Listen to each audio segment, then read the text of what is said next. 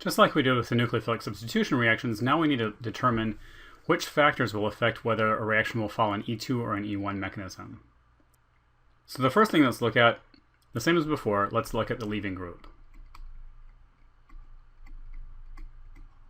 So if we start with an E2,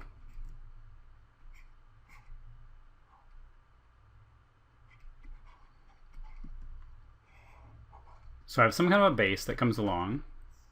Let's call it hydroxide still. The base grabs a proton at the beta carbon, pushing this pair of electrons over here to form the new pi bond, pushing the bromide off.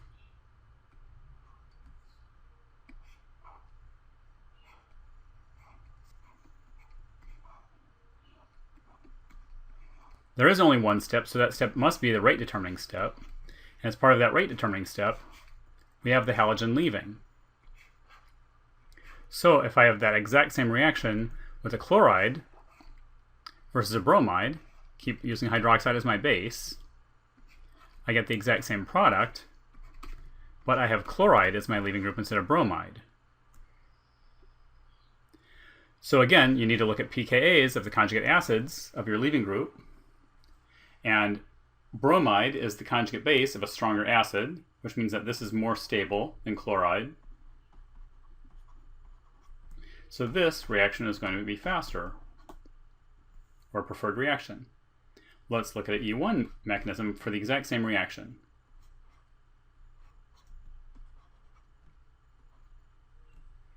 So in E1, the rate determining step, the bromide leaves first, leaving a carbocation behind.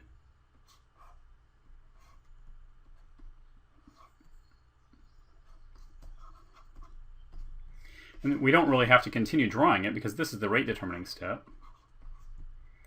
And we can do the same thing with the chloride.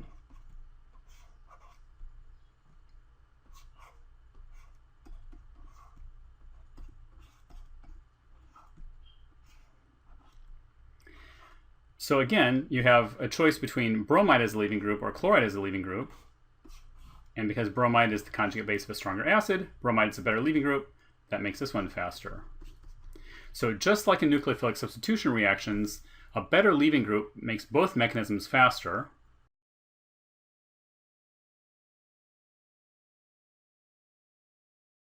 But it doesn't help us choose between the mechanisms to determine which one's going to occur. So the second thing that we looked at before was the alkyl halide.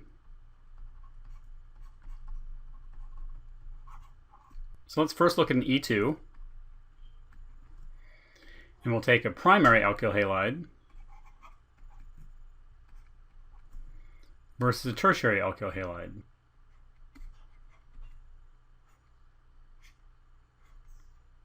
So now if we look at the mechanism, we'll keep using hydroxide as our base for now. The hydroxide comes along and grabs a proton. Now notice how it's different. In an SN2 reaction, it had to come in and displace the halogen, so it had to get in past all the other groups on here. At this point, the hydroxide just has to come to the surface to grab a proton off the surface. It doesn't have to get in past anything else, causing this pair of electrons to move, this pair of electrons to move. So the same thing here, hydroxide comes in just to the surface of the tertiary alkyl halide, causing this electron pair to move in here, and this electron pair to move off with the bromine. And in this case, I'll get this alkene, and in this case, we have this alkene. Now there's no real steric issues because we don't have to get in past other atoms and past groups to be able to make this reaction happen. We just have to come to the surface. So if we look at the stability of these two, if you remember, more substituted alkenes are more stable.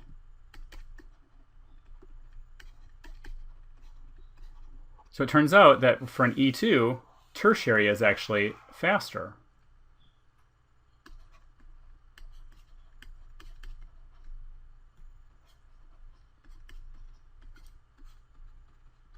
Well, what about E1? So let's do the exact same two compounds and look at what happens in an E1 type mechanism.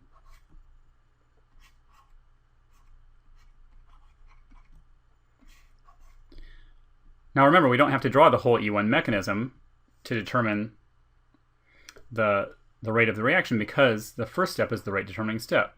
So for our primary and our tertiary, bromide leaves, giving us a primary carbocation. In the tertiary one, the bromide leaves, giving us a tertiary carbocation. So if you remember from carbocation stability, and looking at these two, more substituted equals more stable. So for E1, tertiary alkyl halides are favored.